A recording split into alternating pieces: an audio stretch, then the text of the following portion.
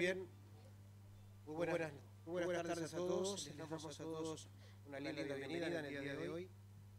Contentos de poder estar juntos un jueves más para cantar, vernos, escuchar la palabra del Señor. Lindo privilegio que tenemos nosotros, ¿no? Lindo privilegio. Vamos a comenzar cantando en el día de hoy con Tú eres mi fuerza, tú eres mi fuerza y mi poder.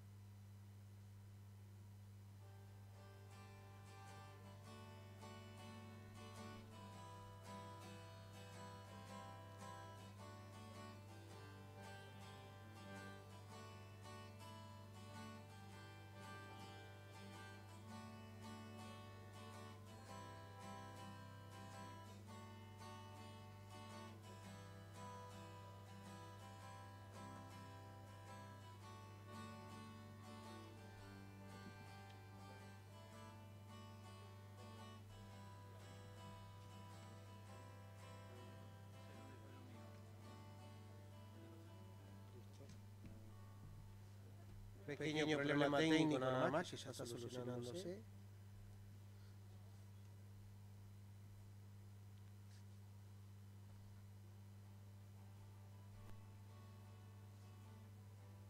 $243. Tú eres mi fuerza y mi poder, el gran tesoro que busqué. Eres mi todo, Dios.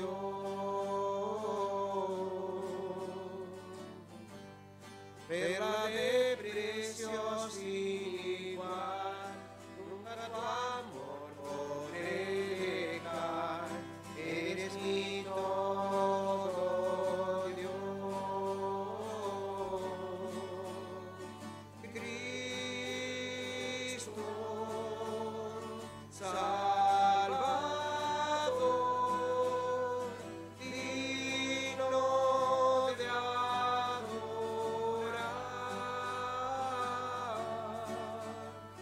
Cristo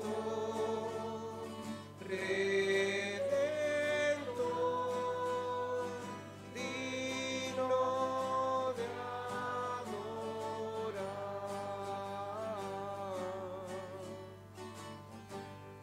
Diste tu vida ya en la cruz, resucitaste mi Jesús, eres mi todo, Dios.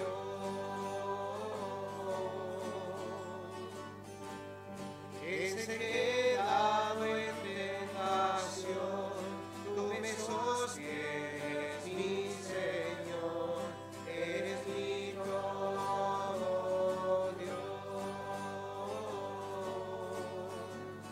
Cristo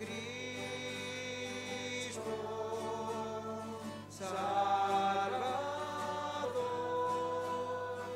digno de adorar.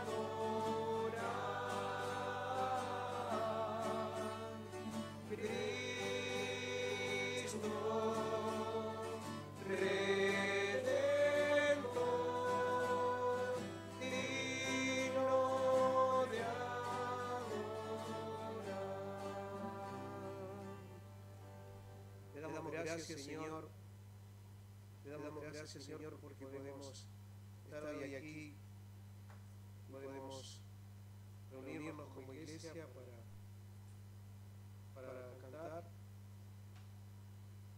alabanzas a ti, Señor, que tú lo mereces, Señor. Mereces eso y mereces muchísimo más de parte de nuestra, Señor. Por lo que tú has hecho en nuestras vidas, por lo que tú has hecho en nuestras vidas, Señor. A veces no se puede explicar así, pero la muerte en la cruz del Señor Jesús, tu gracia en nuestras vidas, y que nos sostiene, Señor, cada día, y todas las cosas que nos da, Señor. Nunca podemos ni siquiera acercarnos a pagarte eso. Por eso, gracias, Señor. Te doy gracias, Señor, por cada uno que ha llegado. Gracias por dar Wolf y su familia de venir hasta aquí.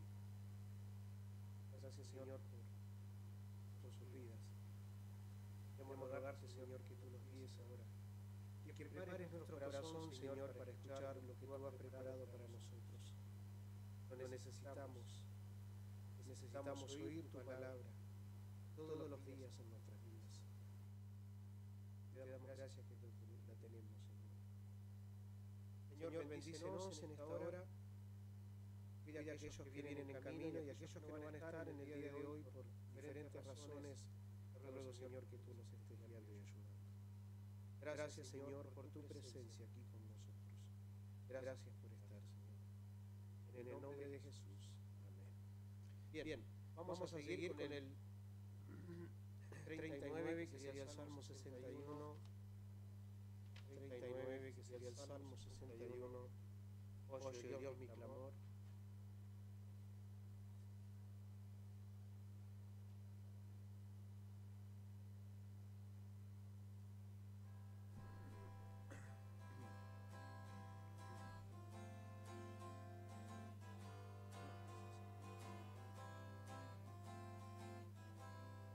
Oye, Dios, mi clamor, atiende a mi oración.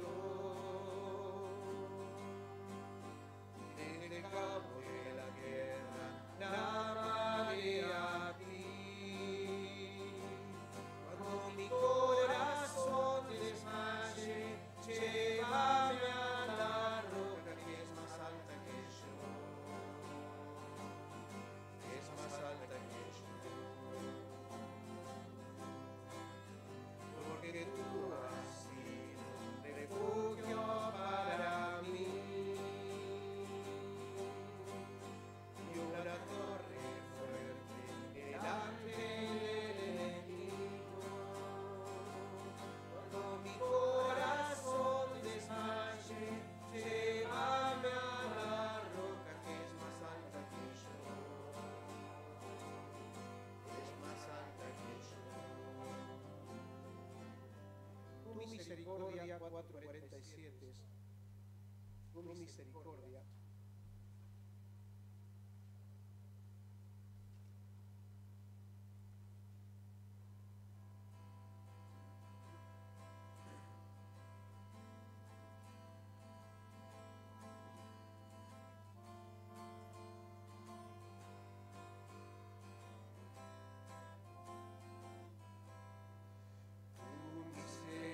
Misericordia incomprensible, Señor.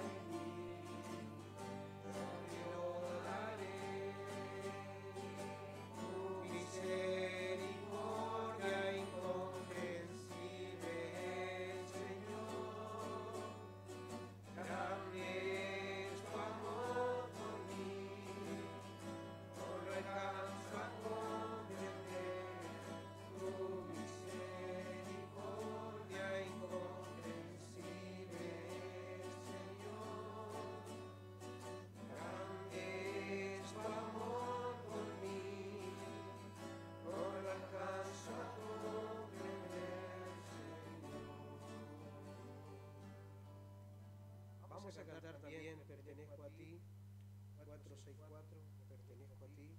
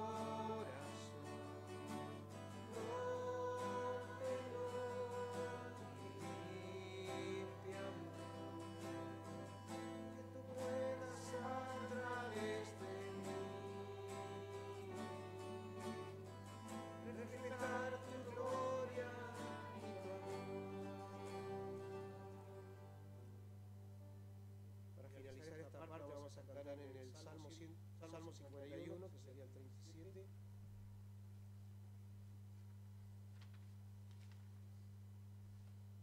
He a mí, oh Dios, un corazón limpio.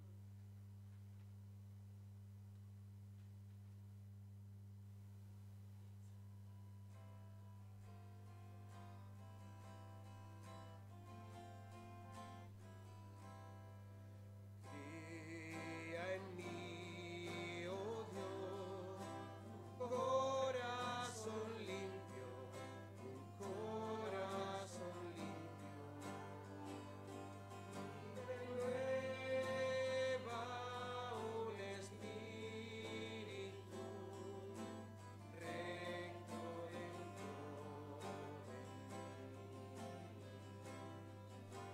mí. Crea en mí, oh Dios, corazón limpio, corazón limpio. Y renueva un espíritu recto dentro de mí. Bien, antes de llamar a Pastor Golgi, les paso algunos motivos de oración, ya que es reunión de oración, es importante, ¿no? Muy importante.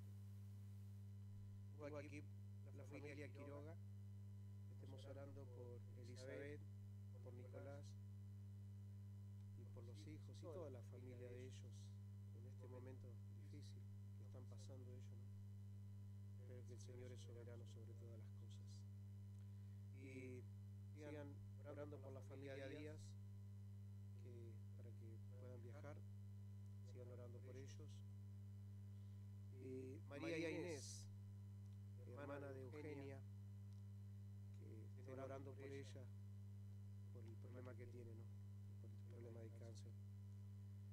Y también por Luis Casco, él estuvo haciendo unos estudios, pero está bien.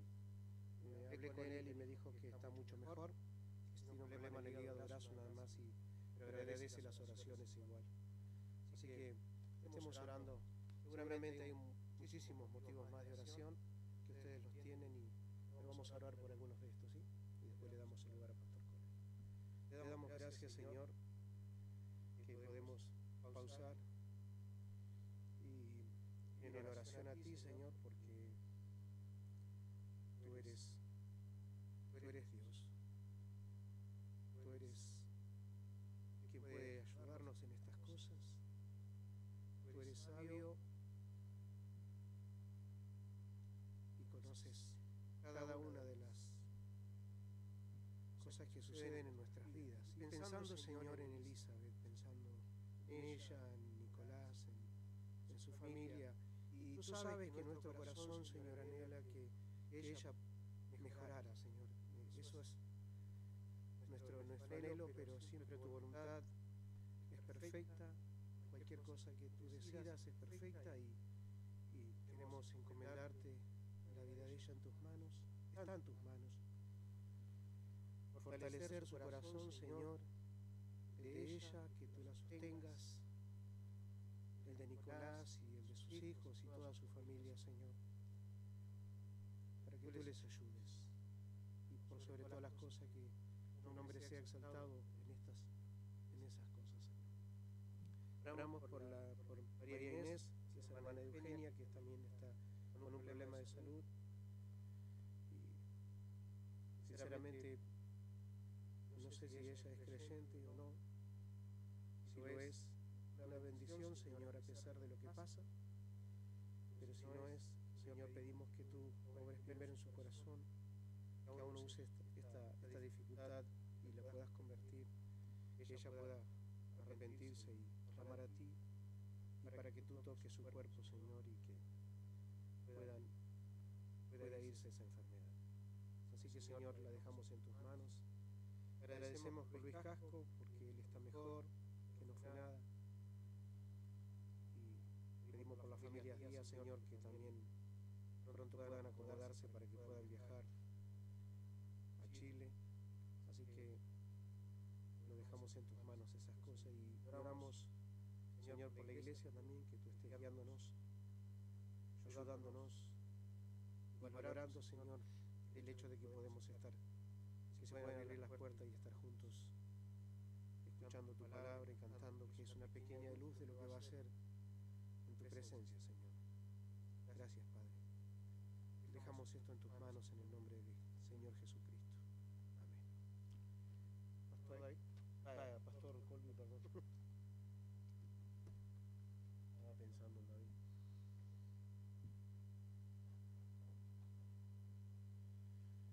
Vamos a abrir nuestras Biblias en el Salmo 51 esta noche.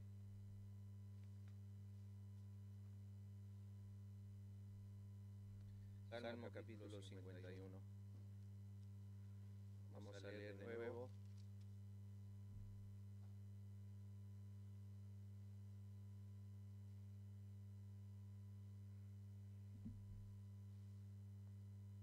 Dice así: confesión, como ya venimos desarrollando, confesión de David, después que él cayó en la iniquidad del adulterio y del homicidio, como aquellos que leen las Escrituras saben que sucedió ahí en 2 Samuel, capítulo 12. Había escuchado años atrás acerca de los pecados de hombres ancianos en la Escritura, o de una edad mayor, pensando en David, en Moisés, en Noé.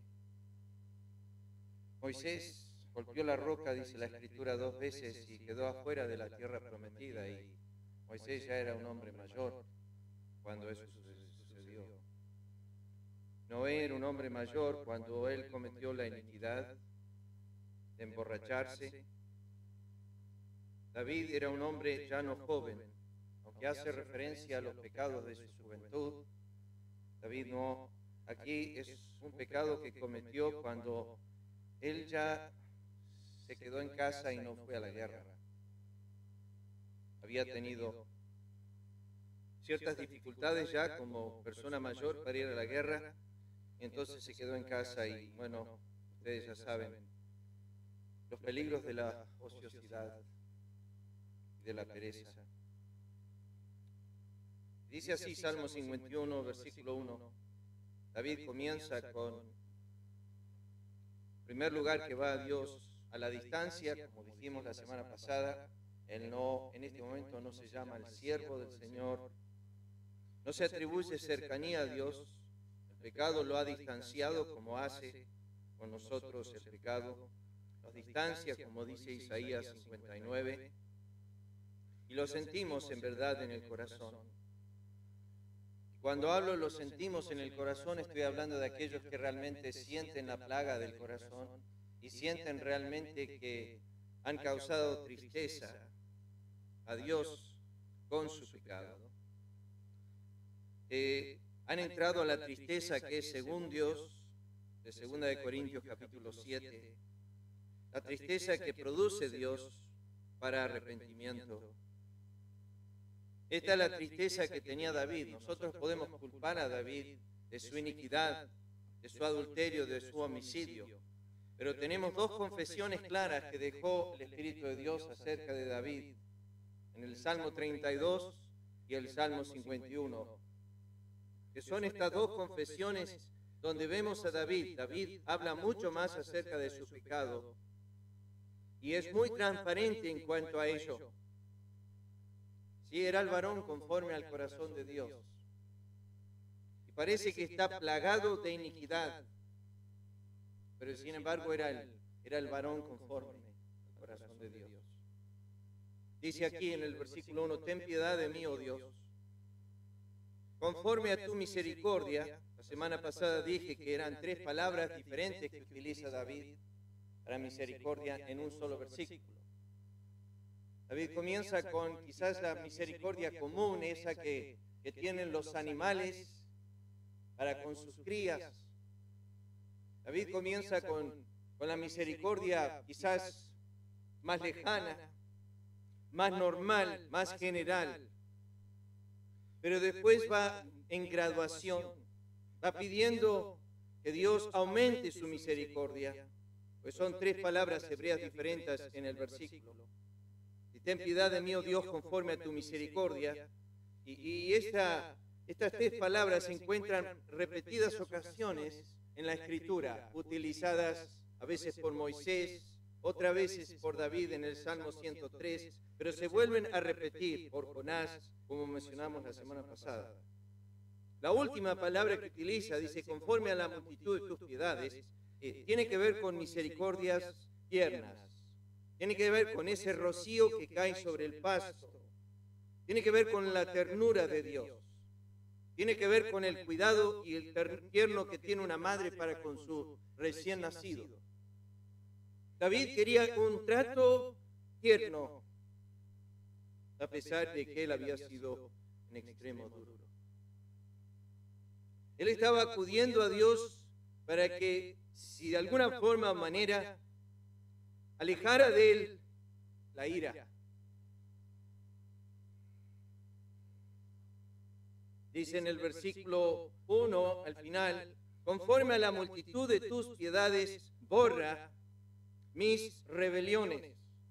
La palabra que utiliza aquí David, que la vuelve a repetir en el Salmo, es ir en contra de la autoridad suprema.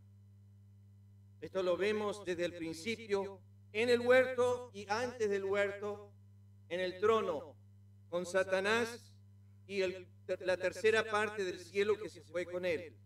Rebelión a la autoridad suprema. En el trono, cuando Satanás se rebeló y los demonios se rebelaron, fueron expulsados y sentenciados eternamente. Adán y Eva fueron expulsados y sentenciados momentáneamente. Cuando los hijos de Coré se rebelaron contra Dios en el desierto, fueron sentenciados eternamente. La misma rebelión surge en el creyente David. Y la sentencia de Jehová para él es momentánea, temporal. Dios compara la rebelión cuando habla con Samuel a Saúl, le dice ese espíritu de rebelión es como el espíritu satánico, demoníaco, que surge en nuestros corazones. Dice el versículo 2, lávame más y más de mi maldad y límpiame de mi pecado. David utiliza por lo menos 7 u 8 diferentes palabras de iniquidad en el texto, diferentes en el hebreo. Porque yo reconozco mis rebeliones, aquí vuelve a repetir esto. Y no habla de una rebelión, no habla de un momento, no habla de transgredir una ocasión, habla de repetidas veces y repetidas rebeliones. Mi pecado, dice David, está siempre delante de mí. Esa es una frase que a mí, a través de los años, me ha golpeado. Cuando tú lo piensas, siempre, mi pecado está siempre delante de mí. David no podía hacer nada que no le recordara su adulterio y su homicidio. Había tantas cosas que le traían a la memoria a David su adulterio y su homicidio. Desde la pluma que levantó para escribir la sentencia de muerte a Urías, desde una hoja de papel, desde un atardecer, desde una siesta, donde él se levantó, desde un mirar desde su terrado, desde la mujer con la cual él se casó, que cada vez que él la veía recordaba su iniquidad, desde las batallas y las guerras. David siempre tenía memoria, desde oír a los enemigos de Jehová, de todo lo que él causó, desde la botella de vino o el vaso de vino que él entregó a Urías para emborracharlo, desde una cena espléndida que le otorgó a él. David no se podía sentar nunca a una mesa, mirar un vaso de vino, levantar una pluma para escribir. David no podía más mirar ninguna de estas cosas sin recordar su iniquidad. Mi pecado está siempre delante de mí. Siempre está. Y tú sabes que cuando estás en medio de un grupo de personas y alguien menciona la palabra fornicación, o alguien menciona la palabra pornografía, o alguien menciona la palabra que sea, tu mente enseguida es como que se pone en el quemador de adelante. Estaban en el de atrás, nadie recordaba, nadie hablaba del tema, no te hacía memoria de nada de tus iniquidades, pero de repente alguien dice algo y enseguida aparece tu iniquidad y si te recuerda y se te pone tu pecado delante de ti y te acuerdas de eso que quizás sigues ocultando, sigues mintiendo, lo sigues como David poniendo debajo de la alfombra, como decimos, para que nadie lo sepa. David dice en el versículo 4, que acaba profundizando obviamente en su pecado: contra ti solo he pecado y he hecho lo malo delante de tus ojos, para que seas reconocido justo en tu palabra y tenido por puro en tu juicio. Va la raíz de su pecado, he aquí en maldad he sido formado, en pecado me concibió mi madre. Cuando tú entiendes la depravación total, que tú naciste en iniquidad y que iniquidad es parte de tu esencia continuamente, que para poder deshacerte o llegar a ser algo mejor tendrías que nacer de nuevo y no nacer en pecado y no ser concebido en pecado. Aquí en el versículo 6, tremenda frase de David: he aquí tú amas la verdad en lo íntimo. Esto han pasado 9 meses, ustedes saben. La confesión de David ahora ha llegado a su final. Natán ha venido a través de Jehová a hablarle a David para llamarle la atención. Y ahora David está expuesto, ha ocultado sus pecados por 9 meses. Pero David dice y entiende ahora que Dios amaba la verdad en lo íntimo, no la hipocresía, no el engaño, no la mentira. David vivía 9 meses mintiendo, engañando y andando con una vida hipócrita. de parecer un hombre joven, se volvió, como Salmo 32, un hombre enfermo y viejo. Todo porque cayó. Mientras callé, se envejecieron mis huesos dentro de mí, dijo David. David perdió su espíritu juvenil. El pecado lo llevó a envejecer físicamente. En lo secreto, dijo David, me has hecho comprender sabiduría. David va profundo con esto, pero es Dios que fue profundo con David. Es Dios que le muestra lo que él está viendo todo el tiempo. Es Dios que quiere ver, que quiere que David entienda cuán aborrecible es a los ojos de Dios el pecado. Purifícame, dijo David en el versículo 7, con hisopo, seré limpio.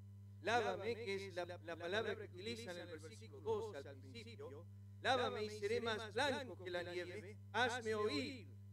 Había perdido la audición. Warren Wiersbe, en el comentario, dice esto. En el Salmo 32 retrata a un anciano enfermo en lugar de un guerrero. En el Salmo 51 describe a un creyente que había perdido casi todo. Su pureza, su alegría, su testimonio, su sabiduría, su paz. Lo he enseñado a través de los años que en el Salmo 51 David nos relata que perdió su audición espiritual. Y David está orando que el pecado ha estorbado el poder volver a oír a Dios. Él ha sentido que ha perdido el poder escuchar a Dios. Entonces le dice, hazme oír gozo y alegría.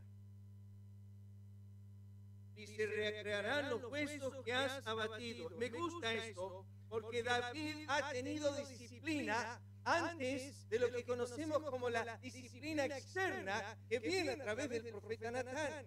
David viene sufriendo una disciplina interna de Jehová. Tú y yo sufrimos cuando ocultamos disciplinas internas como esta. Perdemos la audición. Dios deja de hablarnos.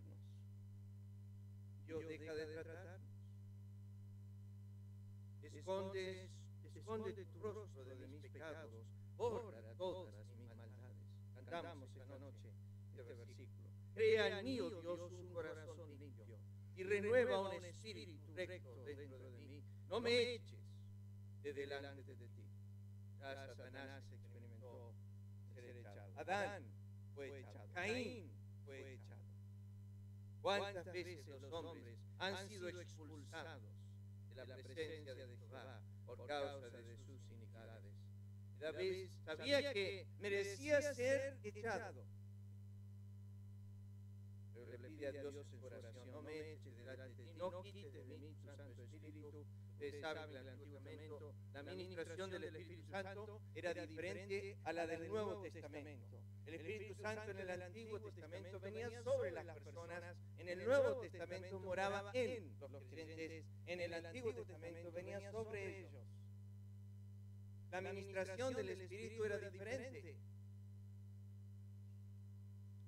Y acá en el versículo 12 que mencionamos, que Wiersbe menciona, vuélveme el gozo de tu salvación. No dijo, vuélveme la salvación. David no perdió su salvación cuando cayó en iniquidad. Él no dijo, quiero que me restaures la salvación. La perdí. Caí en adulterio, caí en homicidio, perdí mi salvación. Hermanos, no diferencien la salvación del Salvador. La salvación no es algo, la salvación es alguien. La vida eterna no es algo, la vida eterna es alguien. Primero Juan dice, el que tiene al Hijo tiene la vida. El que no tiene al Hijo de Dios no tiene la vida.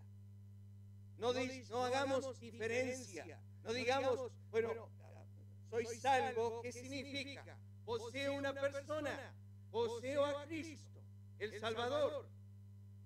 La salvación es una persona, no una cosa. La vida eterna no es algo que Dios me da cuando vaya al cielo. La Biblia dice en Juan 5, el que cree en mí tiene, no dice tendrá, dice tiene vida eterna. y no vendrá condenación, mas ha pasado muerte a vida. ¿Y qué significa eso? Yo he venido, dijo Cristo, para que tengan vida y que la tengan en abundancia. Yo soy el camino, yo soy la verdad, yo soy la vida. Él dijo, Él es la vida. Entonces nuestra salvación no es otra cosa que nuestra posesión de Dios. Es Dios en nosotros. Vuélveme el gozo de tu salvación. Es su presencia gozándose en nosotros. Es la comunión de su Espíritu. Es lo que Juan describe en el capítulo 1 cuando dice nuestra comunión verdaderamente es con el Padre y con su Hijo Jesucristo. ¿Saben cuántos años tenía Juan cuando escribió eso? Aproximadamente 90. Juan tenía 90 años cuando escribió eso. Y él dijo, ya hace como 50 años que voy a la iglesia, veo que las cosas no cambian, está todo un poco aburrido. Juan dijo, nuestra comunión presente es con el Padre y con el Hijo. Y digo estas cosas para que vuestro gozo sea cumplido.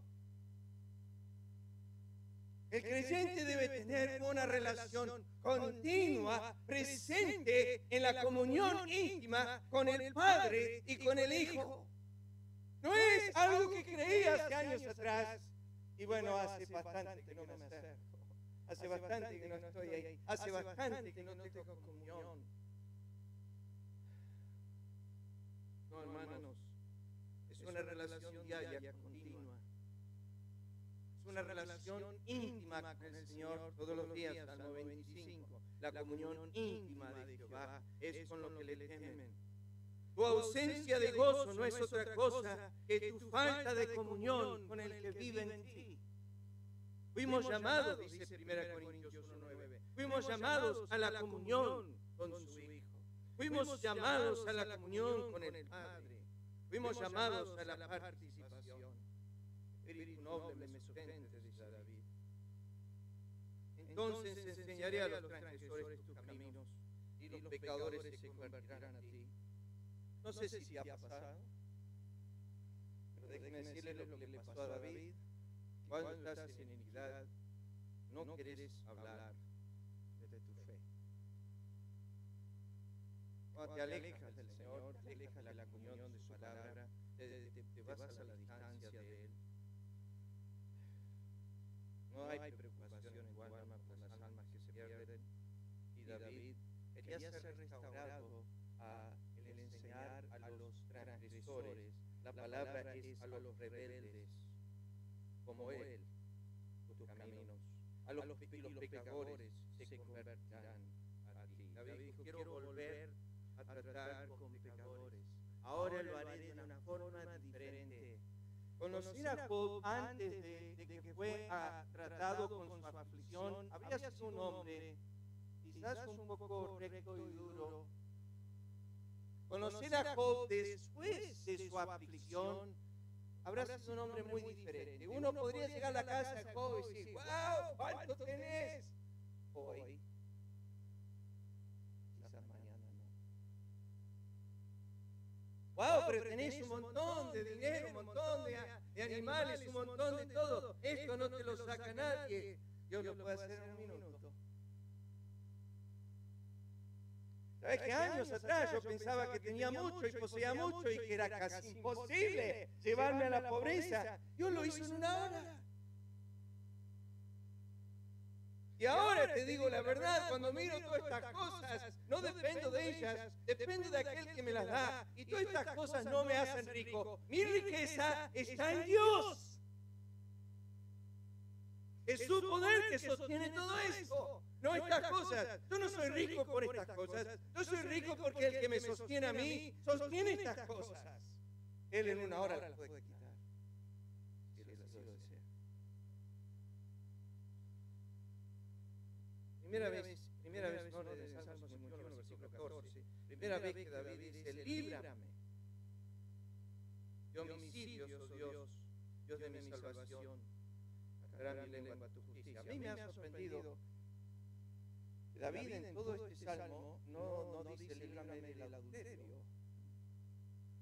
Y arruinar otro hogar, de hacer daño a otra casa.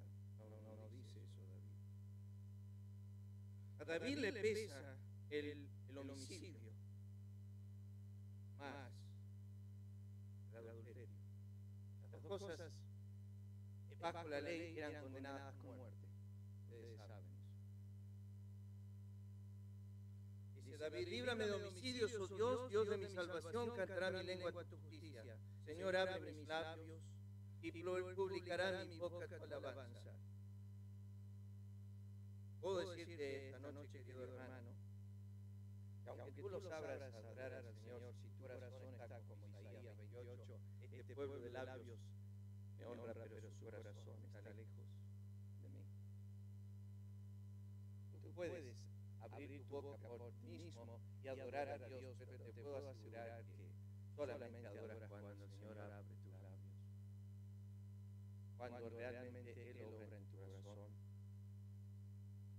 Publicará mi boca tu alabanza, porque no quieres sacrificio que yo daría, no quieres holocausto. Los sacrificios de Dios son el espíritu quebrantado, al corazón contrito y humillado no despreciarás luego Dios. Haz bien con tu benevolencia, Sion, edifica los muros de Jerusalén. Entonces te agradarán los sacrificios de justicia, el holocausto, ofrenda de todo quemada. Entonces se ofrecerán becerros sobre tu altar. Vamos a volver al versículo 1, si podemos desarrollar el versículo 2 por la noche. Quiero volver a la palabra misericordia. Por nosotros la semana pasada dimos un pantallazo del tema, pero realmente no indagamos en cuanto a la palabra misericordia en sí. Déjenme decirles esto, en mi estudio de las Escrituras he encontrado que quizás uno de los hombres que más dedica tiempo a la misericordia, aparte del apóstol Pablo, es el rey David. Cuando uno estudia esta palabra en los Salmos, se encuentra que es David que más inunda en este atributo divino. Es por excelencia el atributo que la Biblia dice con el cual Dios se deleita. ¿Se acuerdan ustedes cuando el profeta Jeremías escribió en el capítulo 9 acerca de este atributo de Dios? Y Dios dijo, no se alabe el sabio en su sabiduría, o el valiente en su valentía, o el rico en sus riquezas. Alabes en esto el que se hubiere a alabar, en entenderme y conocerme que yo soy Jehová, y que hago misericordia y quiero misericordia en la tierra. Dios es un Dios que se deleita en este atributo. La palabra misericordia del latín es una palabra compuesta. Miser es la palabra desgraciado, algo que genera compasión, y cordia viene del corazón. O sea que nadie puede tener misericordia que no ha sido afectado, movido desde adentro, desde el corazón. No es algo que sucede meramente a los ojos, sino es algo que sucede en lo más profundo. Cuando una persona es misericordiosa, es una persona que está siendo movida desde lo más profundo de sus entrañas. Hay un pasaje que nos habla que en realidad hay dos. Uno en Isaías capítulo 63 y otro en el libro de Oseas, que habla acerca de la compasión. Ustedes se acuerdan cuando Jesús estaba al lado de la tumba de Lázaro y venía camino hacia la tumba, que se encuentra primeramente con la resistencia de Marta. Y cuando se encuentra con Marta, no hay mucho de movimiento de corazón de Cristo. En realidad hay una leve reprensión a ella. Le dijo, Marta, no te he dicho que crees, verás la gloria de Dios. Pero llega María. Utiliza la misma palabra, como he dicho otras veces, pero la postura de María era diferente a la de Marta. Marta se mantuvo en pie, María se postró a los pies de Cristo. María tenía una tendencia siempre a estar a los pies de Cristo. En Lucas 10, cuando estaba en la casa de Marta y María, María estaba a los pies de Cristo oyendo sus palabras. En Juan 12, cuando estaba en la casa, Marta y María, María estaba a sus pies derramando la caja de alabastro. En Juan capítulo 11, cuando vino la muerte de Lázaro, María estaba a sus pies llorando. La encontramos siempre quebrantada, humillada, a los pies de Cristo, no enaltecida, sino con un espíritu de quebranto.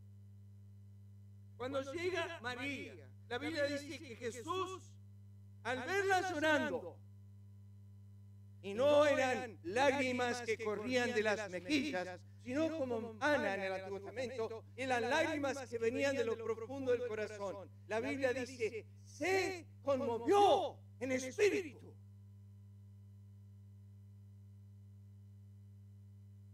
Cuando tus lágrimas y tus tristezas nacen de lo más profundo, conmueves el corazón de Dios. Él no está seco de ojos, mirándote, dale, quizás se te va a pasar. Dale que tu hermano va a resucitar. ¿No sabía Cristo lo que iba a hacer? ¿No tenía el poder para cambiar esta tristeza en gozo? Obviamente lo iba a hacer. Pero Cristo no se adelantó a la situación, no le dijo a María, basta ya, no llores más. No dijo nada de eso. Cristo, la Biblia dice, díjole, la miró a María y dijo, ¿dónde le pusiste? Y luego la Biblia dice, vuelve al versículo 24, todos conocen Juan 35. Jesús lloró con María. Lloró con ella. Eran lágrimas fingidas, jamás Dios ha fingido nada. En toda aflicción de ellos, dice Isaías 63:9, se afligió con ellos. Cuando la Biblia dice que Israel en Éxodo capítulo 2 gemía, la Biblia dice, yo he escuchado sus gemidos y he descendido para librarlos. Aquí tenemos el gemido de María, la situación, pero ¿a dónde apunto? Es misericordia. Su corazón fue movido. La Biblia dice, se conmovió en espíritu. Al ver la ciudad, dice, comenzó a llorar, estaba conmovido en espíritu. Al llegar a Getsemaní, había un corazón totalmente conmovido. Y no lo que sabemos acerca de la misericordia. Lo que pasa es que las implicancias en el Antiguo Testamento y en el Nuevo Testamento de esta palabra misericordia son tan extensas, hermanos, que no lo vamos a desarrollar esta noche ni de aquí a un año. Porque tiene mucho que ver con muchos aspectos. Desde las más insignificantes misericordias, como dijo Jacob en Génesis 32:10. No soy digno de las más pequeñas de tus misericordias. O sea que cuando Dios está siendo misericordioso contigo, está realmente tirando la balanza en un extremo terrible. Déjenme explicarles. La palabra digno era la palabra que se utilizaba para las balanzas antiguas. Entonces, cuando alguien compraba un kilo de pan, se ponía una pesa que equivalía al kilo de pan. Eso es la palabra dignidad. Se equiparaba, se ponía en equilibrio lo que se compraba con el peso exacto. Entonces, eso se llamaba comprar algo digno. Cuando hablamos de algo digno, significa que equivale a lo mismo. Cuando decimos que Dios es digno de recibir alabanza, estamos diciendo que nadie puede recibir lo que Él recibe, porque la alabanza equivale a todo lo que Él ha hecho. Por eso nosotros no merecemos alabanza, porque no somos dignos de alabanza, porque no hacemos nada digno de la alabanza. Y cuando la Biblia nos dice que nosotros no recibimos honor, no recibimos lo merecido, lo digno por nuestros pecados, Dios lo había hecho esto con David. Ahora, David, en su confesión, en su conversación con Natán, en el capítulo 12, lo cual volví a leer otra vez en mi meditación, como si me estaba faltando algo aquí en el texto. David dijo, ese hombre, conforme a lo que hizo en esa casa, ese hombre, David dijo, es digno de muerte. O sea, vamos a poner las balanzas justas. Si él hizo eso, merece esto. Si tienen sus Biblias ahí, vayan un segundo a Samuel capítulo 12, y noten esto que dice David. 2 Samuel capítulo 12. David dice en el versículo 5, entonces descendió el furor de David, esto es 2 Samuel 12:5, en gran manera contra aquel hombre, y dijo a Natán, vive Jehová que el tal que hizo es digno de muerte. En este lado de la balanza no me importa lo que hizo. De este lado lo único que vale, lo único que equilibra todo lo que ese hombre hizo es muerte. Muerte, muerte, merece únicamente morir. Se paga solo con muerte. ¿Esa es una balanza justa? Natán lo está mirando a David. Sí. La balanza justa del adulterio y el homicidio es muerte. Él es digno de muerte.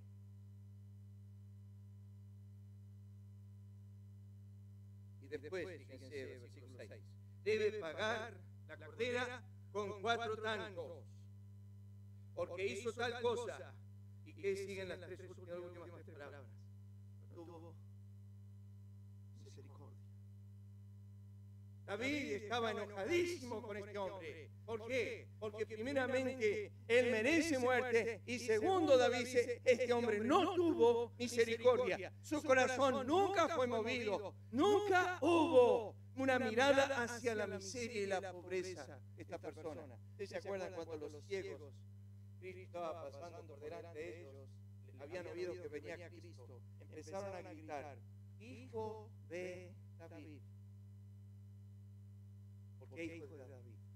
Bueno, sabemos que él era de la descendencia de David, pero ¿por qué hijo de David precisamente? Porque David era conocido como un rey de misericordia, un rey misericordioso. Ahora le estaba faltando misericordia, le había faltado misericordia.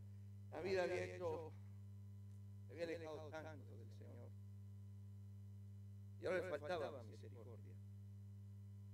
Pero lo primero que él corre al trono es que Dios no haga con él como él hizo.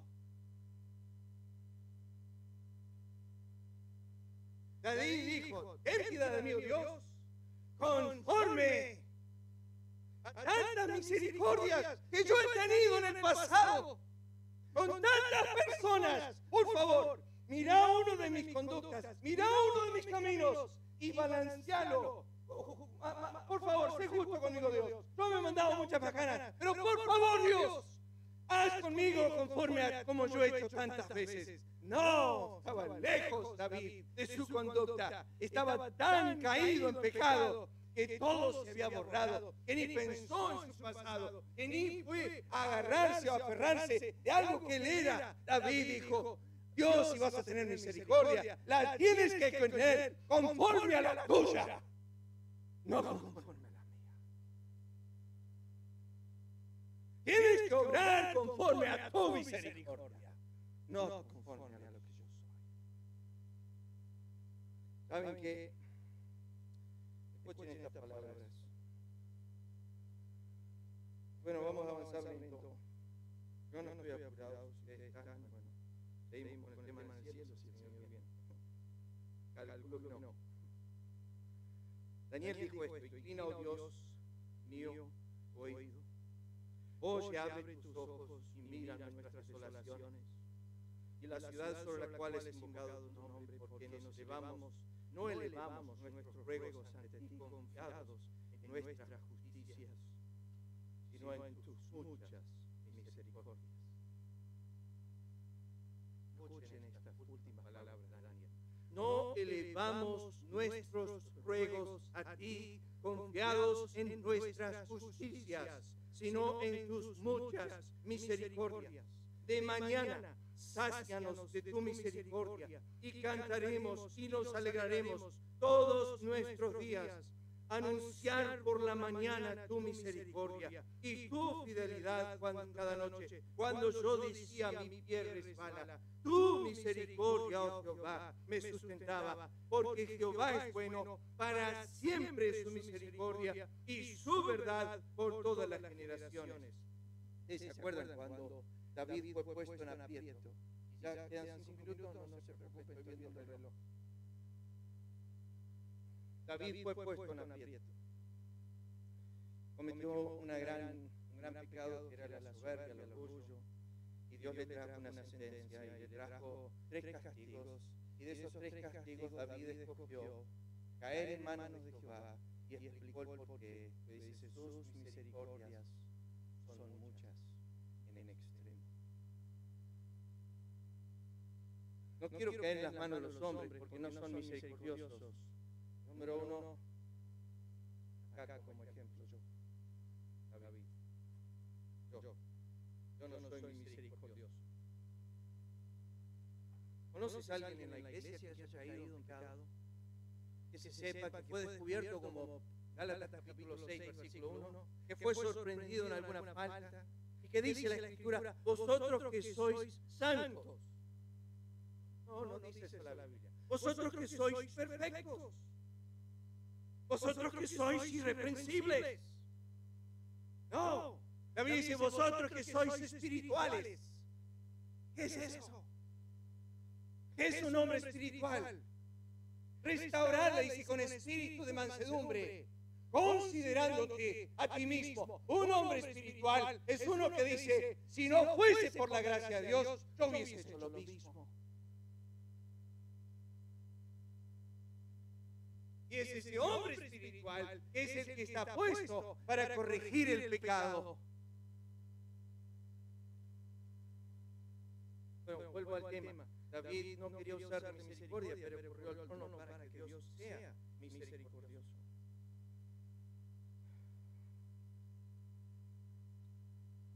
Vayan a este Salmo, Salmo 63, ya voy terminando. Es extenso el tema, les digo, en cuanto a la misericordia de Dios. Pero ustedes quizás en esta iglesia, dando el pastor más tantos años, y en los campamentos, han oído sermones tras sermones predicados sobre Romanos capítulo 12, versículos 1 y 2. ¿Qué dice ese pasaje? Es el pasaje clásico del apóstol Pablo, y dice así: os ruego, hermanos, por las misericordias de Dios. Yo dije la semana pasada que algunos han querido hacer la distinción entre la misericordia y la gracia, que gracia es aquello que Dios nos da, que no merecemos, y misericordia es aquello que Dios no nos da, que sí merecemos. Es una buena, linda definición, pero no siempre son las implicancias de la Escritura eso. Porque, como dijo Pink en su libro en cuanto a la misericordia de Dios, hay 3 tipos de misericordia que se expresan a través de la Biblia. La primera la llamamos la misericordia general. Esa es la de Salmo 145, cuando dice que Jehová es bueno y misericordioso sobre todas sus obras. Dios es misericordioso sobre tu gato, tu perro. ¿Por qué? Porque tienen vida. Él los sustenta, son de Él. Y Él todos los días sostiene en misericordia las aves del cielo, los peces del mar. Estaba hablando de esto el otro día con mi nuera, diciéndole que ellos ven a Dios. Salmo 104 dice que los animales ven a Dios. Y cuando Él cierra su mano, ellos ven esta acción en Dios. Ellos ven cuando Dios cierra su mano. Y cuando cierra su mano, dice, se turban. Porque sabe que no va a haber más comida y van a morir. Y Salmo 104 dice, se turban. Los ojos de todos esperan en ti. Están continuamente mirando a Dios, contemplando. No así nosotros los hombres. No nos deja verlo. No podríamos verlo, pero ellos sí pueden ver a Dios. Los peces del mar, las aves del cielo. Y Dios tiene un cuidado particular con ellos. Ellos alaban conforme a Isaías. Ellos honran a Dios. Ellos claman a Dios. Ellos oran a Dios. El león busca su presa, dice la Biblia, de Dios. Los cuervos claman a Dios. Ellos nos dejan un ejemplo a seguir. De paciencia, de clamor, de espera, de mirar hacia Dios. Dios tiene misericordia de sus obras. Eso lo llamamos las misericordias momentáneas.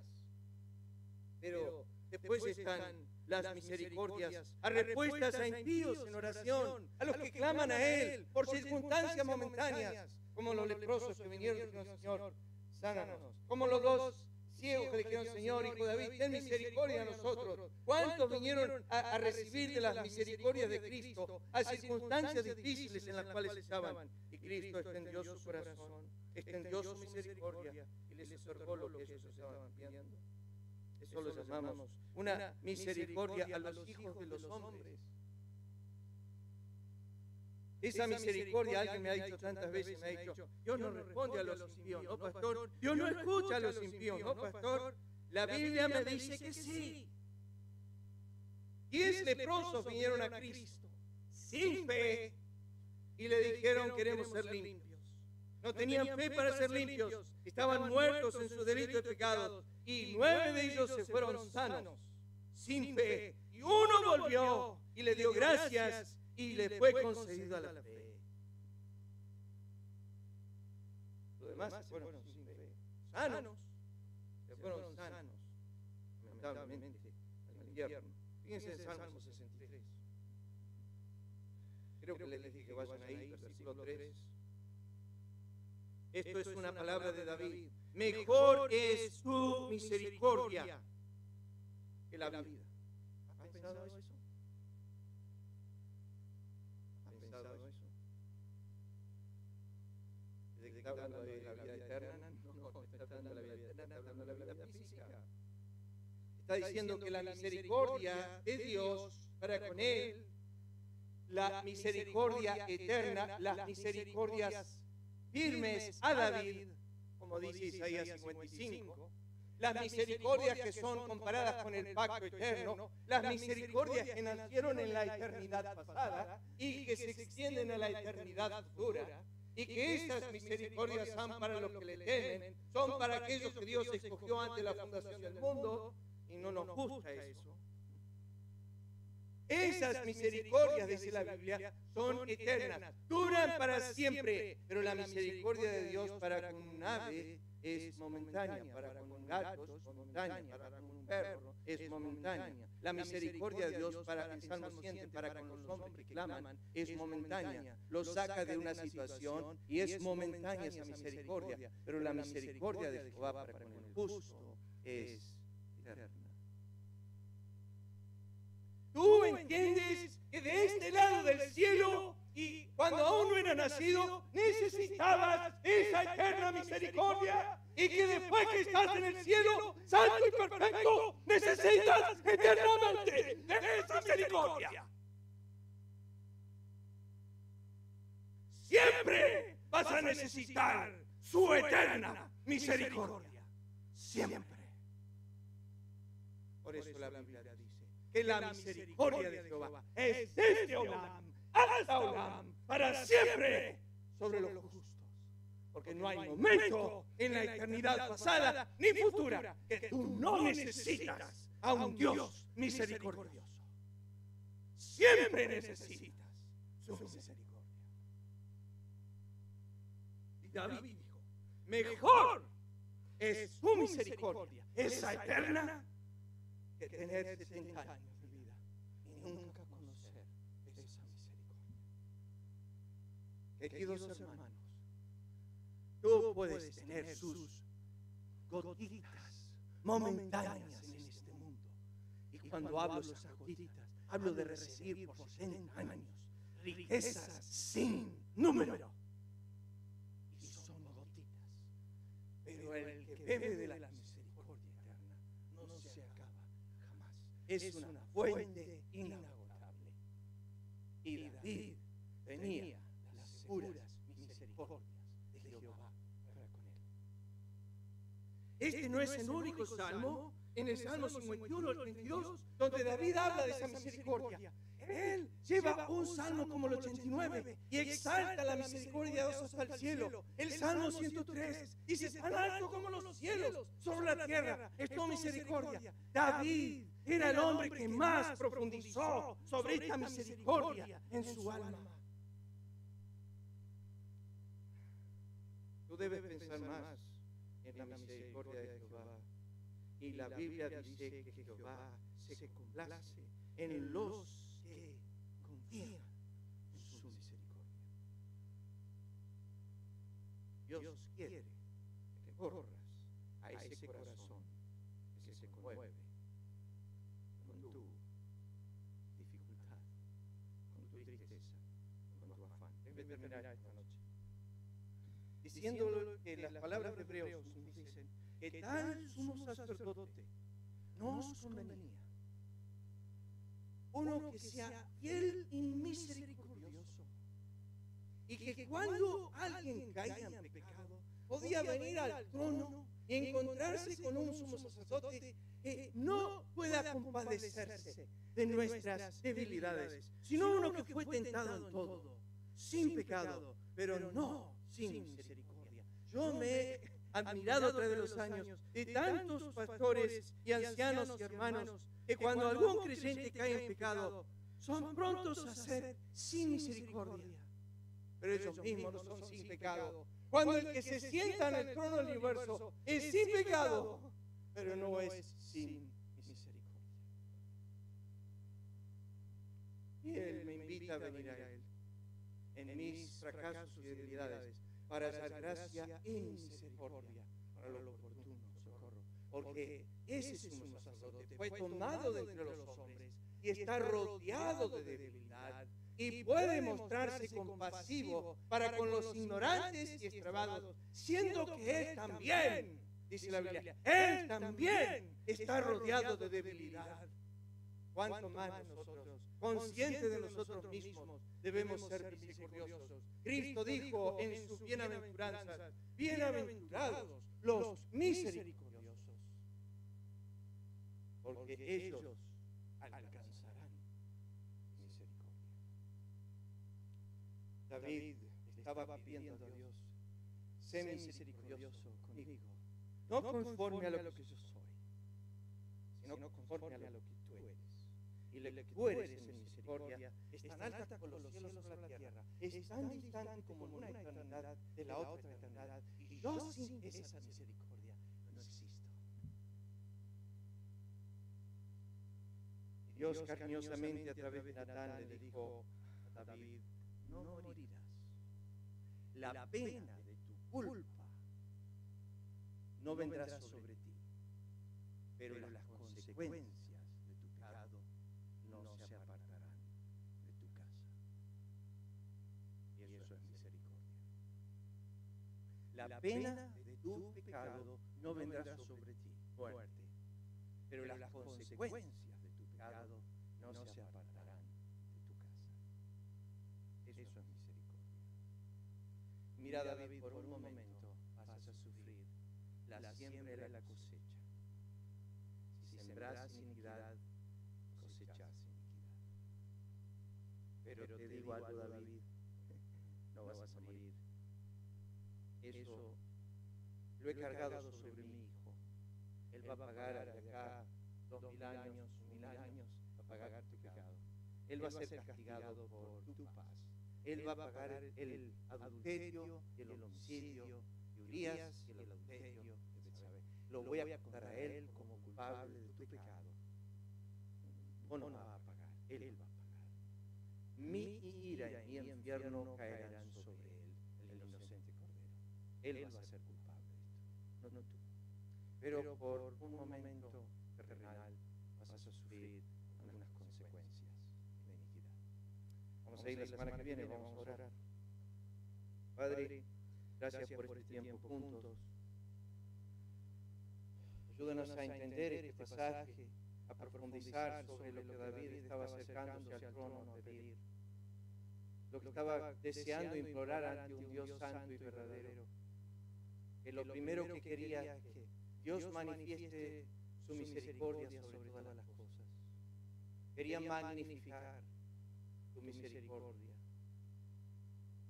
Pedimos, oh Dios, que nos ayudes a correr al trono, para saber que tenemos la gracia y la misericordia disponibles siempre para nuestros fracasos y nuestras debilidades. Gracias te damos porque esa misericordia se ha desplegado desde un extremo de la eternidad hasta el otro extremo y es abundante. Son nuevas cada mañana, son continuas para los santos. Gracias porque nos recibes en la multitud de esas misericordias, como dijo David en Salmo 5, versículo 7. a tu presencia. Bendice tu palabra a los hermanos. Gracias por este tiempo juntos. Lo pedimos en el nombre de Cristo. Amén. Señor les bendiga, hermanos.